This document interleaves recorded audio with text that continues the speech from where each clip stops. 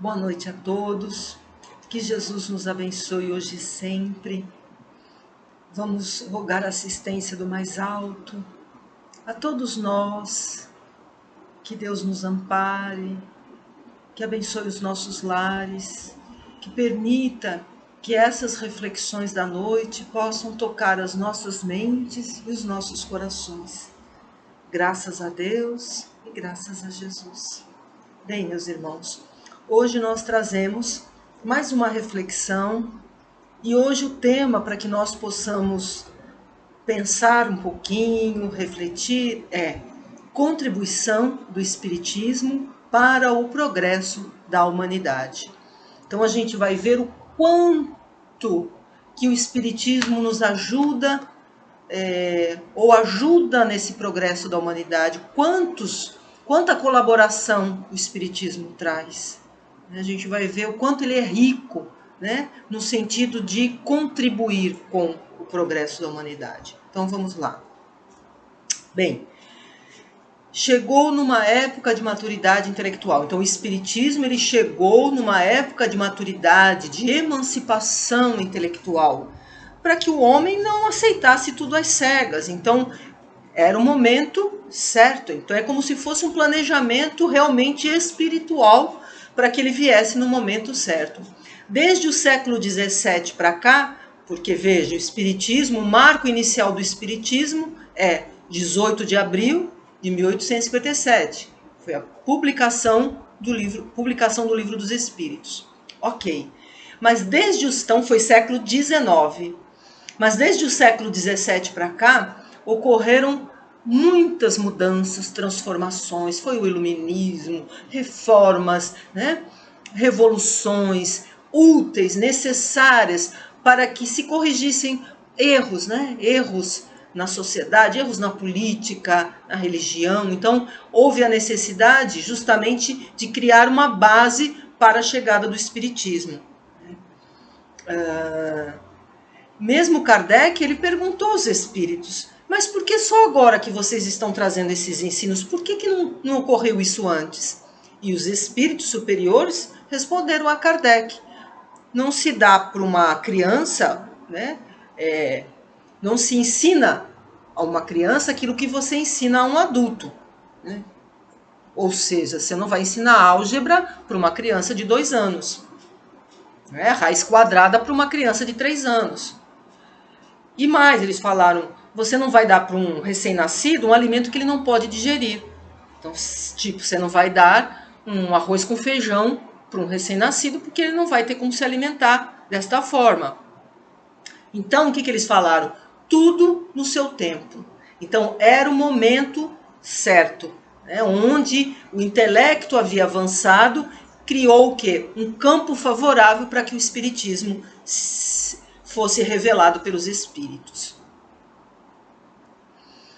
O Espiritismo afasta o homem da visão materialista. Então veja, como traz ali a imagem, todos nós estamos nessa escalada evolutiva, subindo os degraus da evolução, né? O que nós compreendemos através da doutrina espírita ou através do Espiritismo?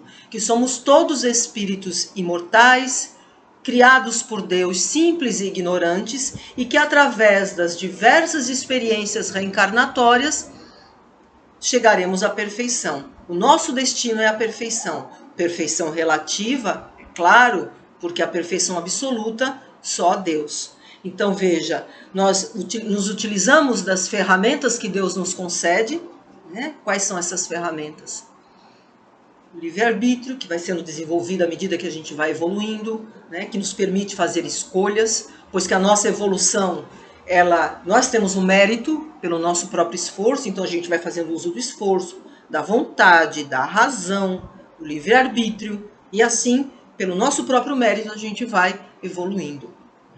Então, essa visão que o Espiritismo nos apresenta é uma visão muito mais abrangente. É como se as perspectivas fossem se multiplicando.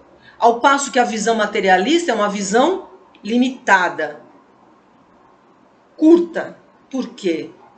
Não tem nada após o túmulo. Então, tudo que acontece com a pessoa, muitas vezes toma uma proporção muito grande. Às vezes a pessoa passa por uma dificuldade né, que aos nossos olhos como espíritas faz parte do nosso processo evolutivo, na visão materialista, muitas vezes aquilo toma uma proporção muito grande, né? Porque às vezes a pessoa passa por uma perda de um emprego, uma enfermidade, né? Uma desilusão amorosa, muitas vezes isso toma uma proporção muito grande, muitas vezes pode levar até ao suicídio.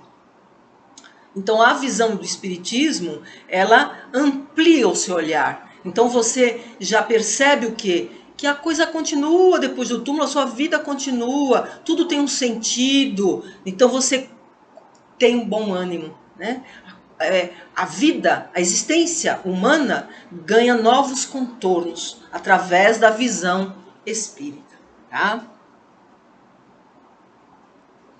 E aí a gente vai fundamentar com a questão 799 do Livro dos Espíritos, uma das obras básicas do Espiritismo, onde Kardec pergunta aos espíritos superiores de que maneira o Espiritismo pode contribuir para o progresso da humanidade.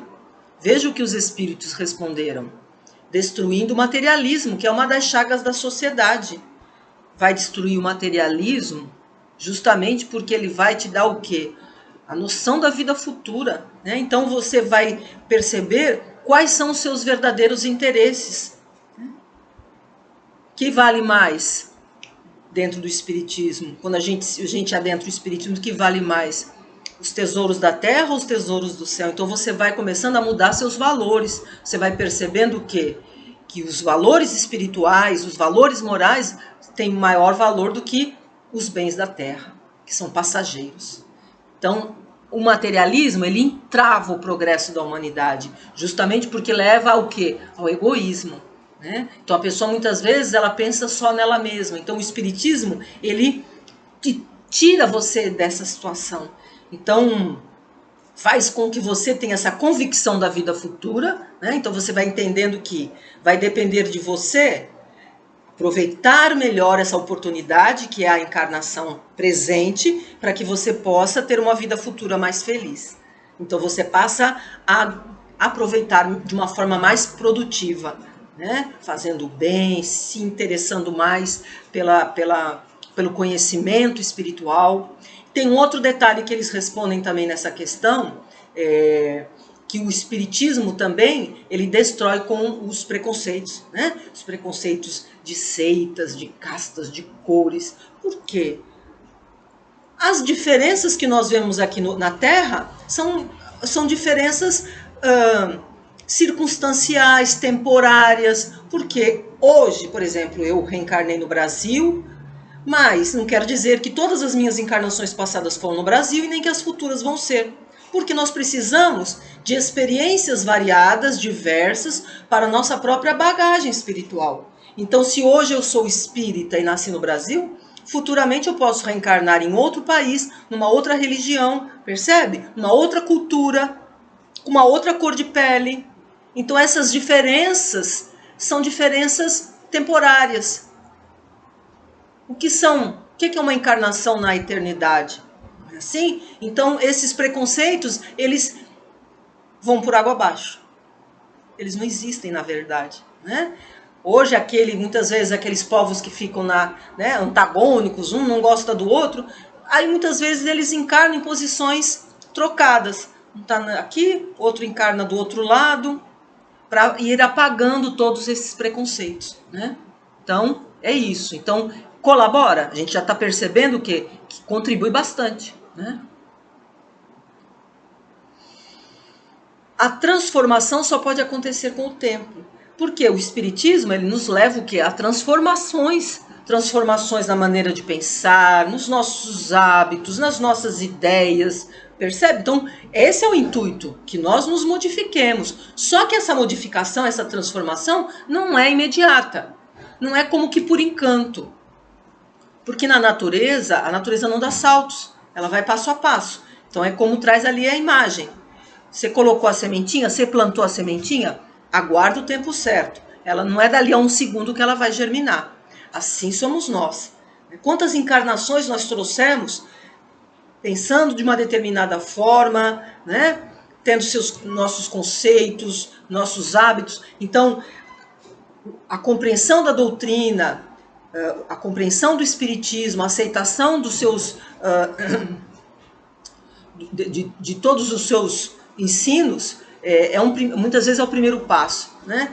E a gente vai mudando com o tempo, modificando o nosso proceder, o nosso pensar, né? Tudo isso com o tempo.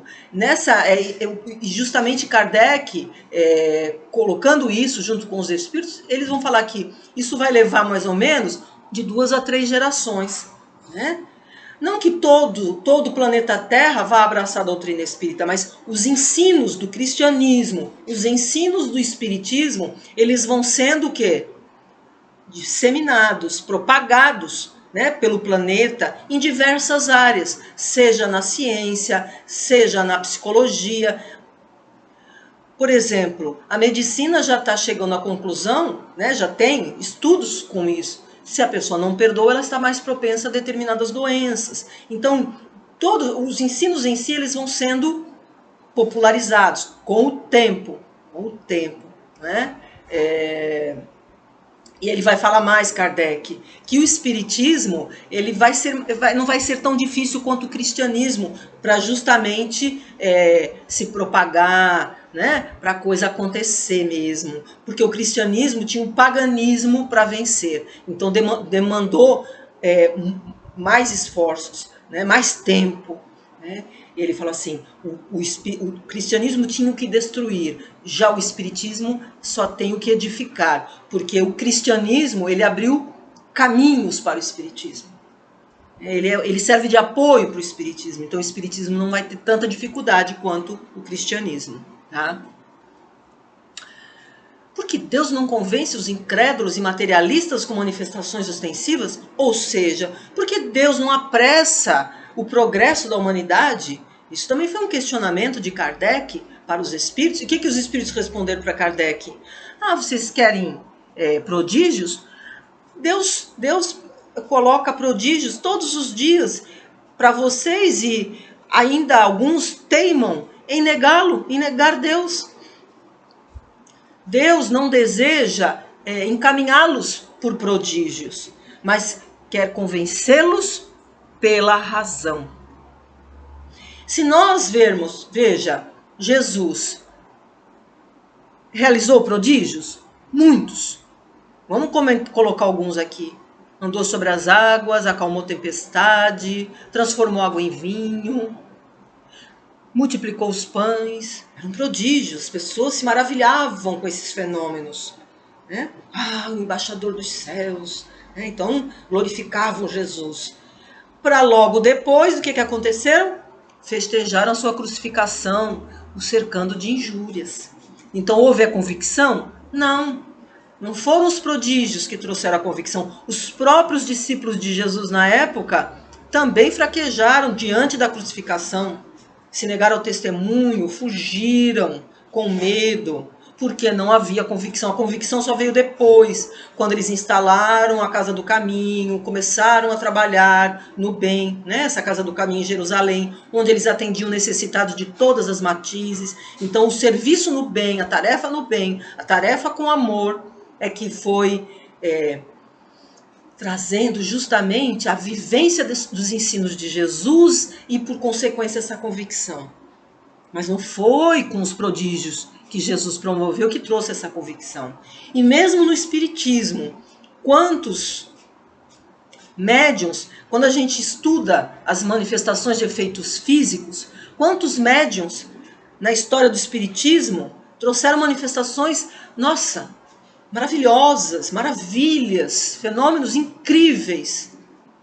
Mas, em contrapartida, todos aqueles que estavam envolvidos nisso, os médiuns e as pessoas que estavam ali em torno, não houve mudança de comportamento, não forneceu elementos de convicção. Então é como se fossem fogos de artifício que maravilham, mas passam, caem no esquecimento.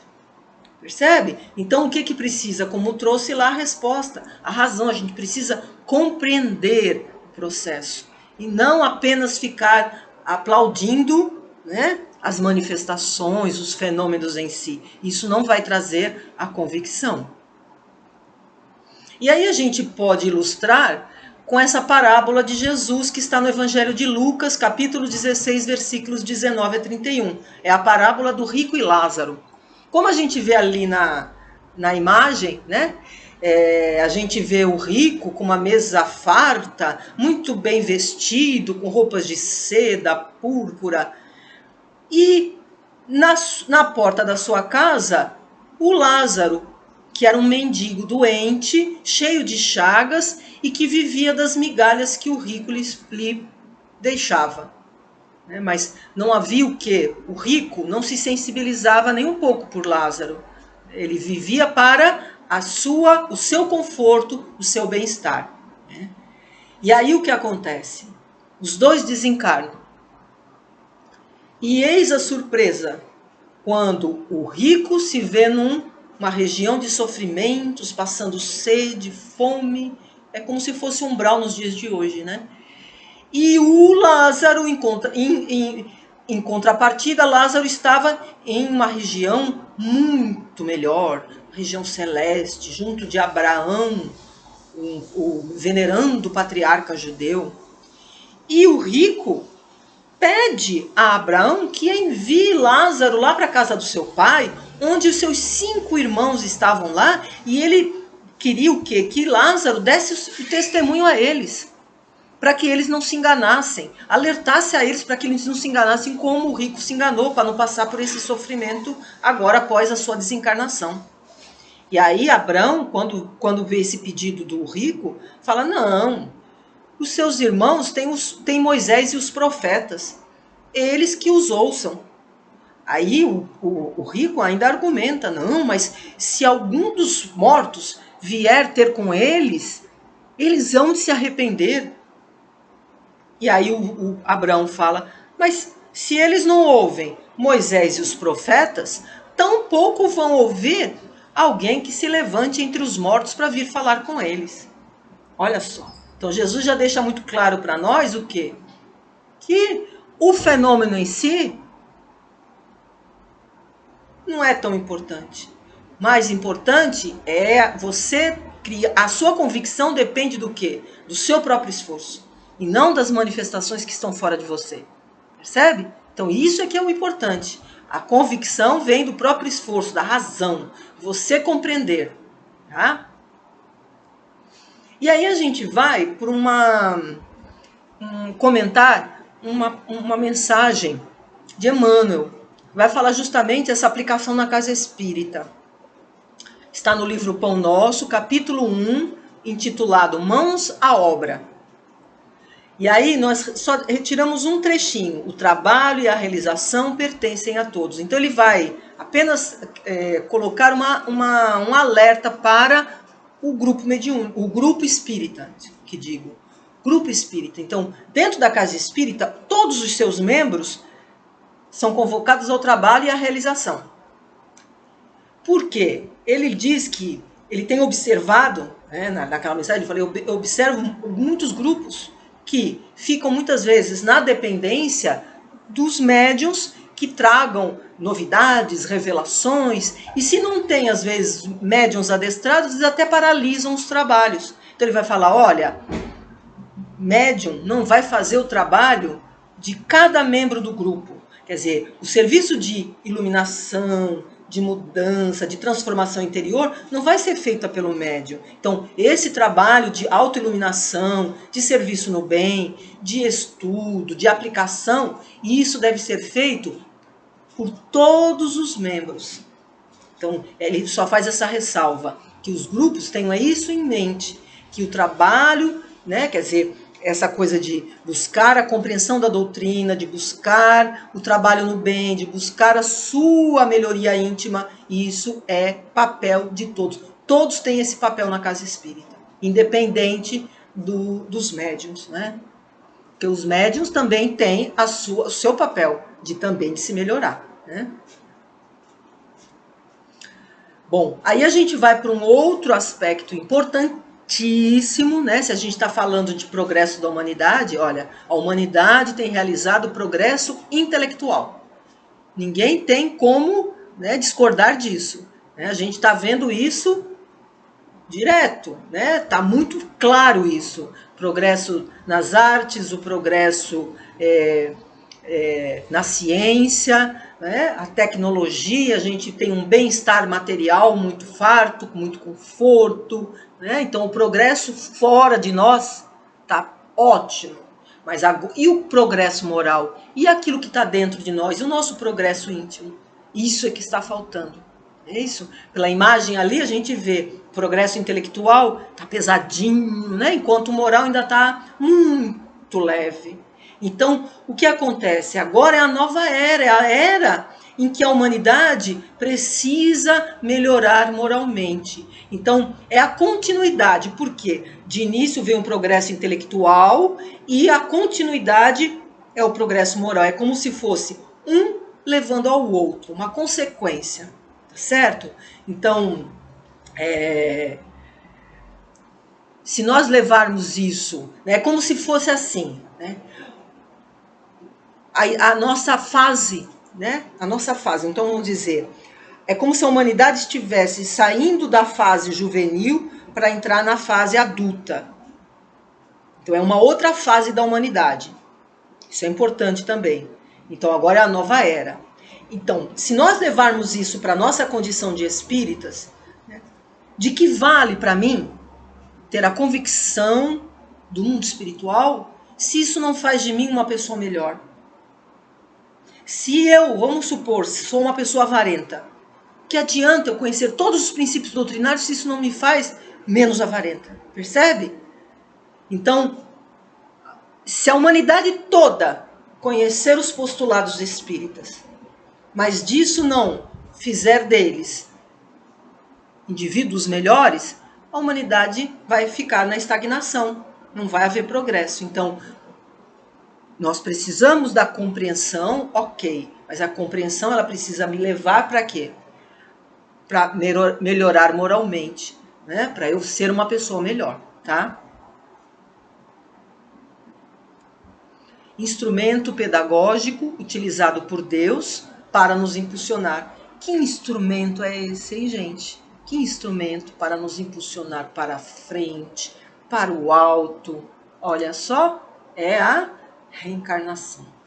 Então, veja, o Espiritismo, ele traz esse grande benefício de nos orientar, nos trazer a compreensão de onde viemos, o que estamos fazendo aqui, para onde vamos. Então ele nos situa, né?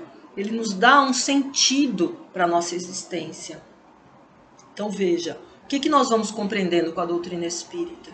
Que todos nós temos, através das experiências reencarnatórias, a oportunidade de nos melhorarmos, de refazermos, recomeçarmos a nossa caminhada, né? Deus, pela sua misericórdia, é como se ele falasse para nós assim: filho, você falhou, mas não tem problema, nós vamos lhe dar uma outra oportunidade. Aliás, você pode ter tantas oportunidades quantas forem necessárias.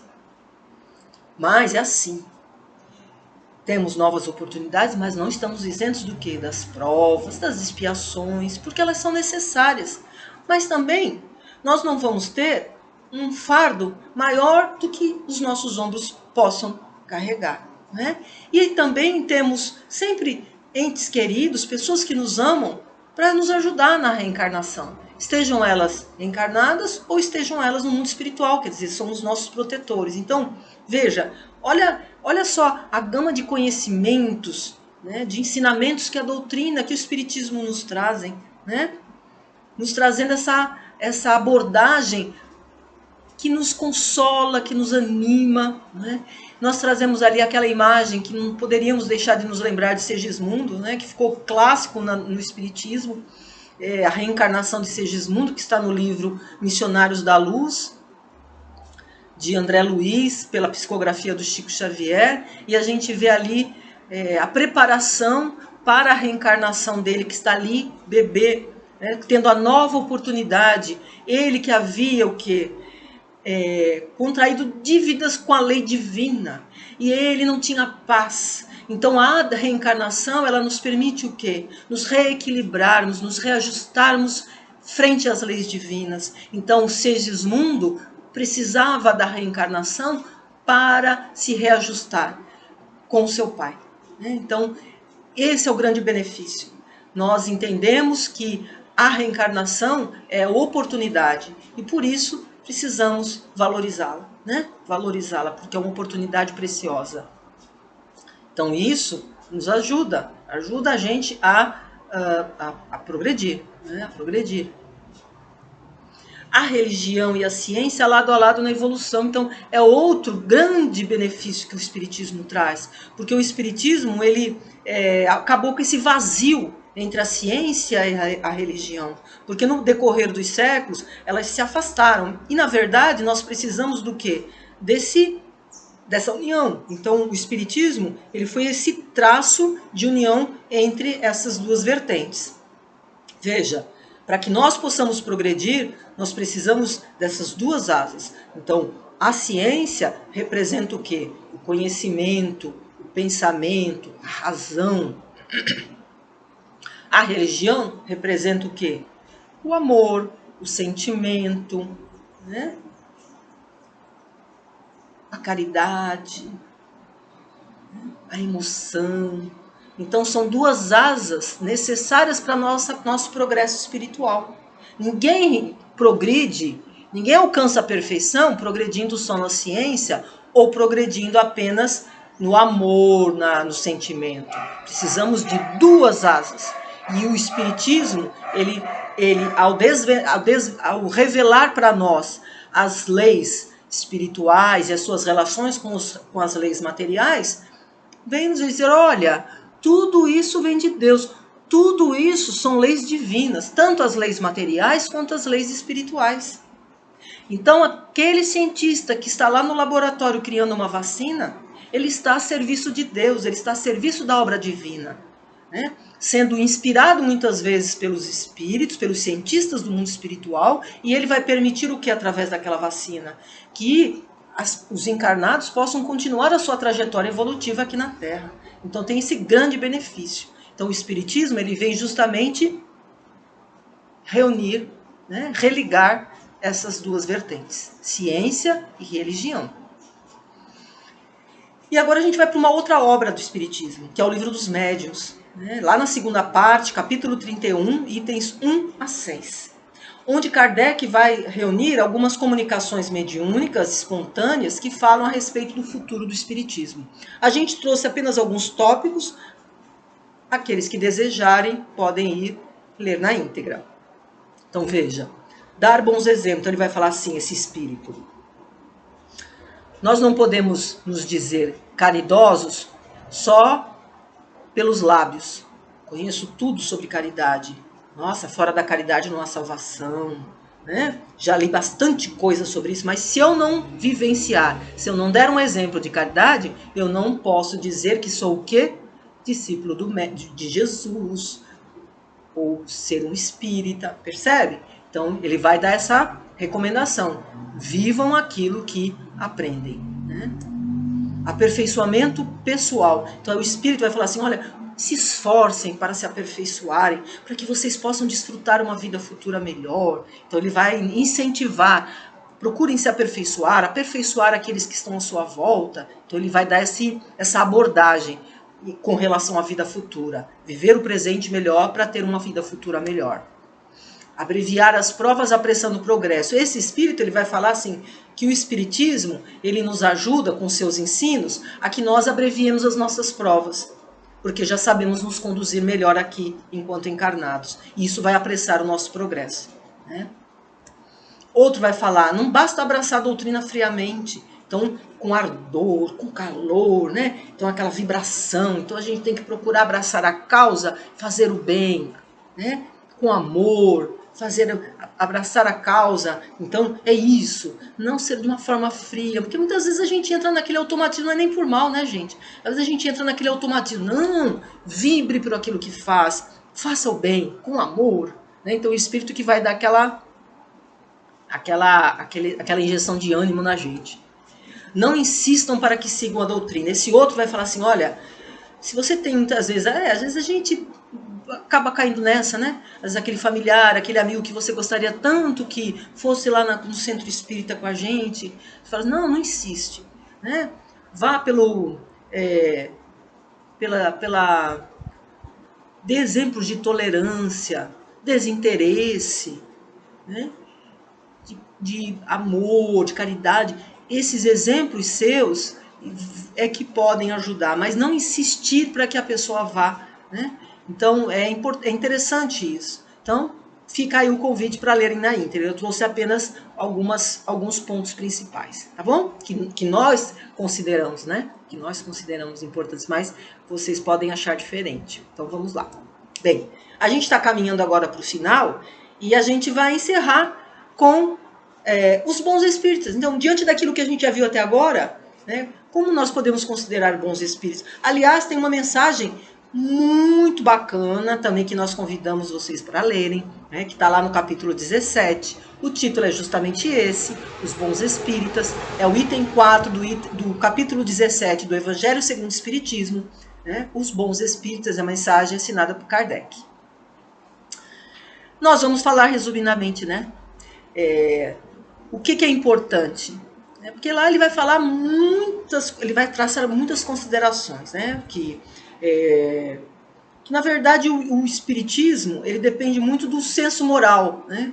Desenvolvido. Então há pessoas, ele vai falar, tem pessoas que têm muito estudo, mas elas não se sensibilizam, né? Elas não enxergam muitas vezes a importância de se melhorar moralmente, né? As consequências morais da doutrina. Enquanto às vezes as pessoas muitas vezes não têm muitos estudos e têm essa sensibilidade. Mas o recado que a gente gostaria de deixar aqui, né, além do convite para lerem Os Bons Espíritas, é que o que é importante diante de tudo que a gente viu? Como traz ali a imagem, a doutrina do meu coração, olha os livrinhos ali embaixo dela, né? Dos bracinhos dela, abraçar a doutrina, abraçar também os estudos, ser perseverante, né, nos estudos doutrinários. Para quê? Para que a distância entre os estudos e a vivência possam se encurtar cada vez mais. Os estudos eles vão permitir uma melhor aplicação da vivência, né, daquilo que a gente estuda. Mas, logicamente, que a gente não é perfeito. O que a doutrina espera? Que a gente possa desenvolver virtudes, combater os nossos vícios morais, né, nosso orgulho, nosso egoísmo. Mas, de toda forma, a gente ainda vai cair muitas vezes, errar muitas vezes, mas o que é o importante? Errei. Levante e refaça a caminhada. Corrija aquilo que precisa ser corrigido. Cada vez mais depressa essa correção. Então, o que é a mensagem aqui? Não desistam de estar sempre se aperfeiçoando nessa questão. Ler bons livros, participando de cursos, se interessando por assistir sempre palestras, fazendo suas reflexões para que a vivência seja facilitada. Então, quanto mais eu reflito, quanto mais eu estudo, mais chances eu tenho de fazer uma boa aplicação e diminuir essa distância entre elas. Tá certo? Então, é esse o recado que a gente dá. Por quê? Para que a gente possa ser considerado um bom espírita, porque é compreender e sentir, como diz Kardec, né? Então, estar sempre disposta também a fazer o bem, né? Sem esperar nada em troca, com muito amor. Tá bom, meus irmãos? Então, a gente vai deixar essa mensagem final, que inclusive está nessa mensagem citada há pouco, Os Bons Espíritas. E essa frase ficou clássica na doutrina espírita, quando Allan Kardec diz assim: reconhece-se o verdadeiro espírita pela sua transformação moral e pelos esforços que faz para domar as suas más inclinações. Então, meus irmãos, disse tudo, não disse Kardec? Então é assim que a gente vai reconhecer o verdadeiro espírita. Transformação moral, né? Se esforçar para domar, né, as nossas más inclinações. Mãos à obra, como disse Emmanuel lá naquela mensagem, né? Mãos à obra. Muita paz, fiquem com Deus, obrigada pela atenção de vocês, obrigada pela paciência, que Deus abençoe a todos. Graças a Deus.